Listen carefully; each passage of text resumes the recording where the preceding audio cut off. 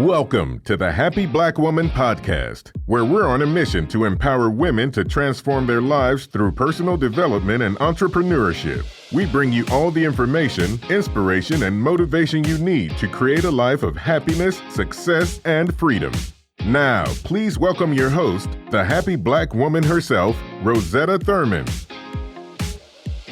Hello, everyone, and welcome back to the Happy Black Woman Podcast. This is Rosetta, and today I have with me a phenomenal Black woman. I know that you're so used to hearing amazing stories and journeys on the show, and today is no different. I have with me Nikki Woods, and you may know Nikki from so many different paths that she has blazed in her career, from book publishing to media to producing radio shows. And today we're going to talk a lot about Nikki's journey and what she can share with us to help us walk our path. So welcome, Nikki. No, I am absolutely honored to be here. I look forward to the conversation. Yes. So what I always start our conversations with is like, how did I come across this guest? Why did I bring them on the show? And for you, Nikki, we have a few points of connection. I was just mentioning before we started recording, I think you and I were on a few telesummits together, and I just kept seeing your face. You know, we all have that like media picture, like the headshot that we put everywhere. And I kept seeing that. And we had a chance to do like a Q&A on, I think, Maribel Jimenez telesummit. And I was like, wow, you know, this woman is so smart. And I know that you had a wealth of information and wisdom to share. And then my good friend, Shauna Campbell, was featured in one of your books that you published recently. Yes. Oh, wow. Yes. So I don't know if you knew about that connection. But I did not. She talks about you all the time. So she's like, you got to talk to Nikki. So So I'm so proud of her for publishing her story in your Shift book. And I know we'll talk more about that today, but just feel like it's high time that we have a conversation. So welcome. Well, I am right there. Thank you. I'm glad to be here. For everyone who's listening, you can read Nikki's bio on our website, on the show notes. But just to give you an idea of where Nikki's coming from, you just want to tell us a little bit about how you got to where you are and what you're doing in your business right now, Nikki? Absolutely. By day, I guess. I've been in radio and television for almost 20 years. The last 8 I have spent as the senior producer of the Tom Joyner Morning Show. And it's been an absolutely phenomenal journey. But midway through, I recognized, I think, the need for especially female entrepreneurs to get that visibility that I was so used to having just through the platforms that I was a part of. You know, so even when I was in Chicago, I was on a platform. It was 1 million. We had 1 million listeners. And now with Tom, we have upwards of 8 million. And I just really recognized how visibility can change one's business. And so I wanted, you know, everybody to see a piece of that. And so through social media and traditional media, I started coaching entrepreneurs on gaining visibility. And then I paired it with my love for books. I've been a published author for, you know, almost 15 years and love it. And I know that when you have a book, it really establishes you as an expert in whatever field you're in. And so I've kind of married the two of them. And so I really work on helping authors not only get published or write their books, but then to leverage that book for greater in their business. Definitely a topic that many of our listeners are interested in our Happy Black Woman tribe. I'm curious about the point at which you decided that, you know, you have this amazing career in producing a well-known show. I know all of us can probably point to, you know, listening to the Tom Joyner show. I lived in DC for the DC area for 10 years, and I remember listening. But where was the point in your life that you decided you're going to take all your knowledge out into the world in a different way? Was there something that happened that, you know, made you decide to do that? I think I just finally realized that I was operating in my area of excellence, but I wasn't necessarily operating in my area of brilliance. And so I just, you know, little by little, it was almost unnoticeable until I was like, okay, I'm not as fulfilled as I would like to be, even though I really still love what I do in the media. I know that there's more that I should be doing. And so I started taking it in slow chunks. And eventually I had this thriving business that is helping a lot of entrepreneurs and I do dare say changing, lives. Mm-hmm. Wonderful. Well, tell us a little bit about what you offer in your business. So we know that you do book publishing of some kind, and there's probably some training that happens. So what is your focus and what are the services that you're offering right now? So literally, we do everything surrounding the publishing journey. So even if you don't have a concept for a book, but you recognize the power of being a published author, we can help you develop the concept, write the book, get it published. I have both experience in traditional publishing as well as self-publishing, so I coach on both tracks. But then after that, what do you do with the book? So you want to learn how to market it, you want to learn how to launch it so that you're a best-selling author, but then you also want to learn how to leverage it so that you get more clients and you get more media and you get more speaking engagements. So we focus on all of those areas. Just the whole journey of being an author and how to use that to gain the greater. Mm-hmm. I love what you said earlier about operating in excellence versus brilliance. And I wanted to pull that out for everyone who's listening and taking notes, as I know my ladies do, because I know that's where a lot of women might be right now. In your full-time job, obviously you're good at what you do. And a lot of the ladies listening are good at what they do, but they feel like there's more for them to do. There's more for them to do, but there are challenges associated with that about, fear of stepping outside of their comfort zone, fear of what's going to happen with their, what if their employer finds out they're doing this other thing? There are so many fears and challenges and roadblocks that hold people back.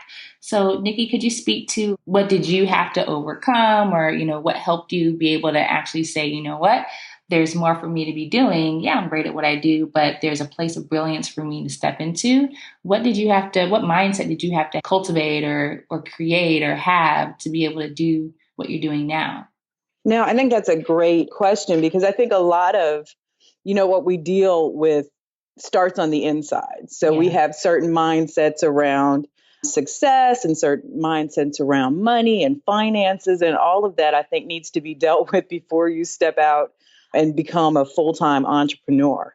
I mean, I never advocate that you take that big leap without being prepared. Mm-hmm. And I think that we're in a great time because most employers, especially, if it's not interfering with what you're supposed to be doing from your, on your 9 to 5, most employers recognize that the bigger your brand is as an individual, the more it could possibly do for the company. Mm-hmm. And so, it was encouraged for us to really extend ourselves. Mm. And I think that, it was a good place for us to be in. Now, that might not necessarily be true for other people, but I don't think, like I said, if it interferes, that most employers are going to say, you can't do this on a Saturday, or you can't do this once you get home at 6 o'clock. Mm-hmm. But you have to be strategic about it. Growing a business is a lot of work, mm-hmm. and you have to be prepared for that. But I think that it's absolutely worth it. Mm-hmm. But it can be scary because a lot of us are used to not being in, the public eye, and we're not used to putting ourselves out there, and we're not used to asking for advice. So you do have to deal with that.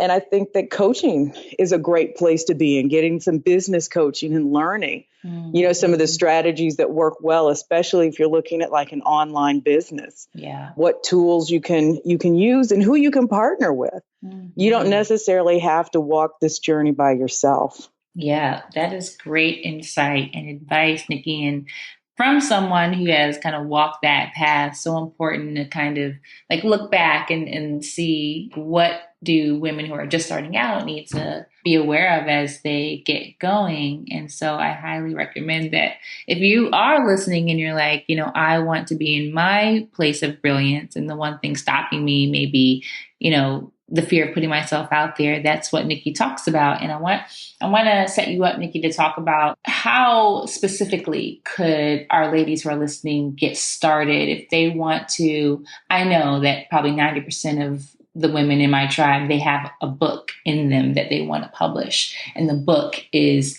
not necessarily a nonfiction book. It could be, but a book that is based on their story, based on the message that they have to share with the world. And with that process, so much fear comes up when I talk to people. They've had a book inside of them for like 10, 20 years, and they carry this dream around with them. And I always ask them, like, what's stopping you? Well, I don't know where to start. I don't know what to do. It's like, I don't know. So I wonder if you could give us like 3 strategies that they could use to get started with this process, whether they're tactical strategies or mindset strategies for women who do want to publish a book and not just put themselves out there from a business standpoint, but from a purpose standpoint, from, that place of brilliance that you talked about earlier. Well, I think the first thing, and I'm not going to count this as my 3, I'm just going to say this, but the first thing is to realize that I think we all get scared. Yeah. I mean, I've written multiple books, fiction and nonfiction. I think there's always a place where you're like, okay, it's like kind of showing your baby to the world for the first time. You love your baby and you think it's the most beautiful thing in the world, but you never know what someone's reaction is going to be. And you always want to kind of protect it from the world. And I think that's the same way with a book. But eventually, the baby's got to go to school. It's got to do all these things out in public. And so you have to, eventually get out there. But I don't think that fear ever goes away. I think it gets easier, but it doesn't ever go away. So the first thing I would say, as far as, being strategic with it, is to make sure that you plan out your book. So I think a lot of people have the misconception that authors just kind of sit at the computer, or they, some people still write, longhand, and they just start at the first word and then they go to the 25,000th word and then they're done. And that's not how it happens. I mean, we plan our book, we map out our book, you think through the chapters and you really put some thought around it. And that makes it a little bit easier to write the book. And if a computer, if it intimidates you, talk your book. So many of us are so used to talking about our expertise, and we could talk about it for hours with somebody if they let us. So talk your book and then get it transcribed and write it that way. Yeah, that's a great tip. I love that you shared that. People think the first step is actually writing the book. And so they think they have to sit down and like this blank page and write it all out. But the planning part is so important. And I have to say with my last book, it was like the most important thing because I knew I wanted to have 5 chapters and then, an intro and a conclusion kind of thing. Right. And I just mapped that out. And once I had that, it was so much easier to put it together. And then what you said about talking out your book, because you can have someone transcribe it and then have someone edit it, which is essentially what I did, the way that I did my book. It takes away all of the resistance that people have to like writing out the 50,000 words or whatever it is. Absolutely. Yeah. Absolutely. And the other thing I think that most of us don't even think about is that we put so much content out there daily, whether it's a Facebook post, whether it's a tweet, whether it's a blog post. And I recently just took all of my blogs that were focused on writing, well, not all of them, but a lot of them that were focused on writing and publishing and marketing and all of that. And I made it a big book. And I'm doing the same thing for my inspirational Facebook posts. That's content. And it's all very valid. And so we can also repurpose the content that we put out there on a daily basis, thanks to all of the social media that we do. Yeah, definitely. I'm also curious, because, my friend Shauna was in one of your shift books. So you talk a little bit about the, I don't know if that's one of your strategies, but it's like a multi-author book that you publish and you've done 2 volumes. Actually, my other friend who's here in Hawaii was in your second book, Brittany Yap. Absolutely. Yes. So it's just like all my friends are in your books. When's it going to be my turn, right? Well, you're doing great on your own. So I do collaboration books. And initially, the first shift book was just a way for me to walk the talk. So I had been speaking and coaching and really trying to impress upon people how important, especially if you want to be seen as an expert in your field, how important it is that you have a book out there. Because even if people never read it, just the fact that you've written a book, just the fact that you've had enough to say around one subject to put it in a book, people consider you an expert. And so it really was a very clinical thing at first. And I was like, I'm just going to take a bunch of people. We're going to write this book. Everybody's going to write a chapter. We're going to make it a bestseller. We're going to teach everybody how to leverage it. And we're going to see the difference that it made, it would make in their businesses. Now, somewhere along the way, it kind of shifted, no pun intended, where it really became more of a heart project than a clinical project, because everybody was sharing their pain and their struggle and how they were able to overcome it. And it was a really good glimpse at how people use that pain to develop into their brilliance. And so that became the Shift series. But it's a great way to not have to write an entire book, to write just a chapter around your expertise, to leverage a bunch of people's platforms, not just mine, and really take a journey with a group of people. And it worked phenomenally. I mean, if you just look at Shauna, I mean, from the time I had my first conversation with Shauna to I see what she's doing now, she has grown light years, not only as a person, but in her business. And I mean, I just take a little bit of credit, not much, but just a little bit of credit. But I think once she was willing to say yes to her dream, the whole world opened up. Yeah. And I think being in Shift was a part of her saying yes. Yeah, definitely. I had a chance to, we had a launch party here in Hawaii, and it was so beautiful to have her read her chapter and Britt read her chapter. And people were asking them, like, what was the value of being in a multi-author book? So just for the ladies listening who don't know that this is even an opportunity for you to pursue, we're giving you an additional tool here in your toolbox for getting yourself out there and really sharing your story with the world. So what we're saying is, being a part of a collaboration, a multi-author book, I don't know what's the official industry term for it, but there are people like Nikki, and I think Nikki's got the process down so well. You can be a part of a book that has multiple authors and you're all sharing your story as a chapter in the book. So instead of writing 200 pages or whatever, you're writing like 20 pages or something like that. So it's a great way to get your foot in the door and show yourself, prove to yourself that you can do this. Because one of the things that Shauna said at the launch party was, writing her chapter showed her that she could write a whole book on her own. And that's another great byproduct is you learn the process. So we teach you the process that my team and I mean, we take you through, how to map out and write the chapter, but then the publishing process and then the launching process and then how to leverage it. I mean, we bring in different experts to train you on, using it to get more speaking engagements. I mean, it's a great opportunity for those who are not quite sure and don't want to flounder by themselves trying to figure it out. Yeah. So it really has been not only beneficial, I think, to the co-authors that have been in the book, but it's been a blessing to me just getting to know so many great experts and then them getting to know each other. I mean, they've done partnerships that don't have anything to do with me and launch products together. I mean, it's been amazing to watch. Exciting. Yeah. So yes. That's 10, that was 10 tips in one, Nikki. But yeah. I know you got a couple more. Yeah. And so then I think that the other thing that I would say is don't discount your platform. So a lot of us get caught up in just writing this brilliant book, which we should, but we forget that we have to have an audience to sell it to. So I would do both things at once. And I would even think about my platform before I start writing the book. Think about who the book is for and start to intentionally find your tribe that's centered around that focus. So if you're writing a book about raising children, I mean, you want to find people that are wanting to learn about raising children. You want to find it, mothers to be, and you want to find young mothers and possibly grandparents who have to raise their grandchildren so that you have an audience just waiting for this book to come out.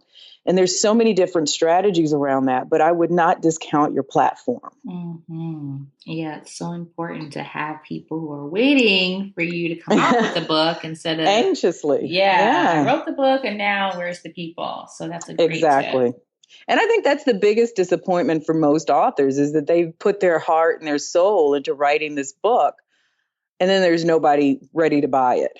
And so they're disappointed by not just the lack of sales, but the lack of enthusiasm. Yeah, great tip.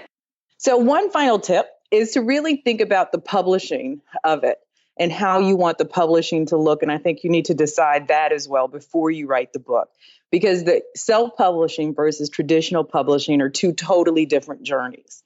So I always advocate self-publishing only because it puts so much control in your hands as opposed to going the traditional route where the control is in the publishing company's hands.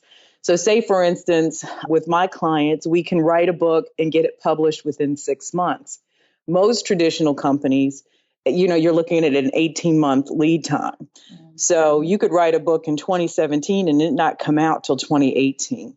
So you just have to kind of think of how you want your journey and what you want your journey to look like. The other thing about traditional versus self is traditional publishing doesn't work the same way that it used to. So whereas the Random Houses and those other big publishing companies would put a ton of money behind marketing the book, they now expect you to come with the audience already there because they know that they're going to need help selling the book. So, we used to write a book and we'd hand it to the publishing company and we'd start to write another book because we knew they'd market and sell it. And that's not the way it is anymore. That's so true. Yeah. I co-authored a book. My first book was co-authored back in 2010. And the whole book idea started when the publisher came to us, wanted us to write a nonprofit leadership book. And the terms were, they were okay. And then turn around and say, oh, well, are we going to go on a book tour? Like, how are we going to sell the books? And like, no. We need to know how many social media followers you both have combined and how many people are on your email list combined. And then, you need to give us a marketing plan of how you're going to sell the books. Yep. When I first started Nikki Woods Media, most of my clients, and this is a reason I kind of shifted in my business as well. Most of my clients, because I focused really on social media and helping people build platforms, most of the clients I had were people who had gone to publishing companies and they said, no, you don't have an audience big enough. When you get an audience this size, come back and we'll publish your book. And so we worked on helping them, grow their platform so that they could get published. But it's a real problem now for people who want to go the traditional route. And then you have to ask yourself, like me and my co-author did, we ended up self-publishing because we're like, wait a minute. We're going to create the marketing plan, implement the marketing plan, and then we only get, pennies on the dollar. 20%, yeah. Or, 20% the sales of the book. Yep. So that's not a good deal. So we was like, we'll just do it ourselves and let the chips fall where they may. Everything was bootleg. We had a intern be our editor for the book. It's like we did everything like bare bones. But at the end of the day, we did the calculations. And if we had sold the same amount of books that we sold with a traditional publisher, we would have made less and less control. The cover probably would have been weird. I love what you say about, the control that the authors have. And I just want to underscore what Nikki's saying is that even though this is your first time publishing a book, you don't have to be scared of the process because you can get support and you can do it on your own. Absolutely. And then the other thing I don't think people realize with traditional publishers is that they can alter your content. If they don't think that it fits or they want to change it to fit a certain audience, depending on the contract you sign, they have the right to do that. So it may not even end up being the book you intended when it's all said and done. Yeah, totally. Well, those are some great insights and tips from Nikki Woods, who publishes books and has, done that on her own. So definitely something to get you guys started. And so I want to move to, your process, Nikki, like your process as an entrepreneur. How do you stay focused and productive? And the reason I ask this question is because we hear you and see what you're doing. And what I'm so interested in doing is like going behind the scenes with my guests, successful Black women entrepreneurs primarily on this show. But everybody has their own process for how they get things done. They stay grounded, they stay focused on their goal. And to know that you don't wake up like this. You don't wake up just, right. automatically getting things done. So what do you do specifically to keep yourself on track? So I really schedule a lot of things. I know just, and I think most of us know just when I do things better. So like I'm more creative early in the morning. It's like if you expect me to write something at 6:00 at night, it's not going to happen. Or if it happens, it's not going to be that great. So I know that if I have to work on a writing project, whether it's my own book or I'm writing something for somebody else, it's going to have to be early in the morning. I know I have to get my calls done, right after lunch. I just know when I have to schedule things so that I'm more productive. And when I know it's coming, because there's things that I don't like to do in business. Like I'm not a big phone person. So calling, doing a lot of consultations is just not really my strong suit. And so I try to, do them at my optimum times, and I'm just happier right after I eat. So I like to do all of those things then. But I think the most important and the thing that has made the most difference for me in my business is building a solid team and letting people who have certain talents that I don't necessarily have do that. I really don't think you can grow your business if you don't have a support system. And I think that's hard for a lot of us to swallow, especially if we're not making the money in our business that we think we should be making before we hire people. But it really, you cannot grow your business without them. Mm-hmm. I love that you said that about team and growing your business and knowing that you're going to be successful. On the other side, many guests have talked about, having specific people in your business on your team, but also people who help you to manage your personal life. So I think I read, Nikki, that you have 2 little ones, or I don't know how little they are now still, but I read that you have two babies. You can call them babies. How does that play a factor in how you stay focused and productive? And the reason I'm asking, to give you some context, is because I don't have kids. And if I had a nickel every time one of the women in our Happy Black Woman tribe told me they can't reach their goals because they have kids or they're a single mom, I'd be a billionaire, And so I just want you to share whatever you feel comfortable sharing. Like, how do you manage that? I hire people. I thought you would say something like that. Yeah. Yeah, because you know what? I really think you should pay people to do the things, one, that's not making you money in your business, and 2, that you're not that great at. So my kids are now, my oldest is about to go to high school, and I have another one that's going to be in the 8th grade. And so there's a point where I just am not, I am not equipped to deal with their homework and getting them to baseball games. I mean, it just really frazzles me trying to manage their schedule and manage mine as well. And so I tell people, and I recognize that about myself. And it took me a long time to not be ashamed of that, to not be ashamed that I'm not the mom who wants to be at home baking cookies and schlepping to every single baseball game in the rain. That's just not who I am. And I think my kids appreciate that about me, because I'm so happy when they come home from the baseball game. And I do go to some games, but I'm just not the kind that feels that I have to be at every single one. And I think that's okay. I think what it's done for my children, and I'll just speak for me, is it has made them extremely independent. And it has made them want to find their own way to a certain degree. It has made them want to, especially my oldest son, it has made him want to ask questions about being an entrepreneur. I love the freedom that I feel and, allowing other people to pour into my children. I have a great tribe of people that surround and love on us. And hopefully, we're doing the same for them. But, I have people that come into, they tutor and they work on their homework with them. I have somebody that just manages their whole educational schedule to make sure that they start their science fair project 3 months ahead of time instead of 3 days, which is what I would have done. So you have to really recognize who you are as a person and as a parent. And I'm a single parent.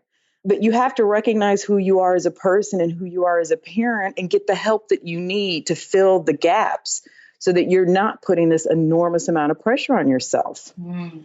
Yeah. I love what you said about, not putting pressure on yourself, because I think that's what a lot of women do in so many different areas. Even for me, I don't have any babies, but I got a house that needs to be cleaned. And for so long, I thought I had to be the one to do it, even though it took up time that I could have been using to work on my business. So I love that you said, to take the pressure off and get help in those different ways. And you know what else I realized, not to cut you off, but most of the people that take care of us in that way, like they clean the houses, they mow the lawns, that's their ministry. Right. You know what I mean? And I want them to be fulfilled in their ministry. And I think that there are people who just love to take care of other people, and that's what makes them happy. Yeah. Just like we are happy when we're coaching other people in their business. And so I just love that, it all kind of works together in this world. Totally. So, Nikki, you know that my brand is the Happy Black Woman. And so one of the questions I do like asking guest is what makes you happy? I think the freedom to explore all that I can in this world makes me happy. And to show my children and give my children that option, because I think I didn't have that. Yeah. When I was growing up. I mean, I have great parents, but they were very set in what they thought my life should look like. Right. And so for a long time, I subscribed to that.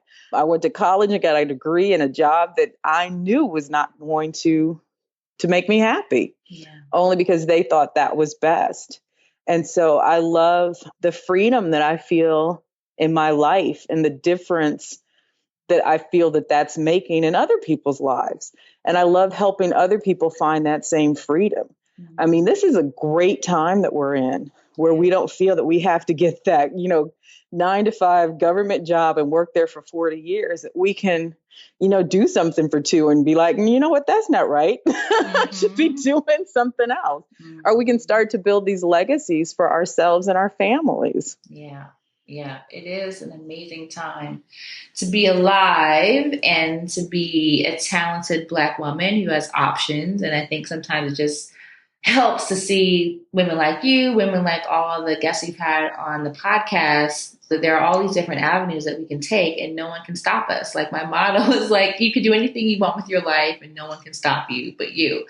And you're definitely one of the examples of that. And just like being able to define what your role is going to be.